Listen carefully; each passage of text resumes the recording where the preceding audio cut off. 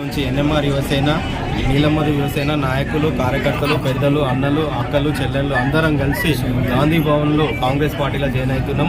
ఆ కార్యక్రమానికి నా కార్యకర్తలు అందరూ ఇచ్చేసినందుకు వాళ్ళకి కృతజ్ఞతలు తెలియజేస్తున్నా. ముఖ్యంగా మా జిల్లా మంత్రివర్యులు దామన్న, అదేవిధంగా జగ్గారెడ్డి గారు, కాటా శ్రీనివాస్ గౌడ్ గారు, అట్లనే రేవంత్ రెడ్డి గారు. ఇది ప్రజాప్రభుత్వం కాబట్టి, ప్రజాపాలన కాబట్టి, అన్ని వర్గాల ప్రజలకు మేలు జరుగుతుంది కాబట్టి మా కార్యకర్తలందరూ కూడా అట్లనే కాంగ్రెస్లోకి పోవాలని చెప్పారు.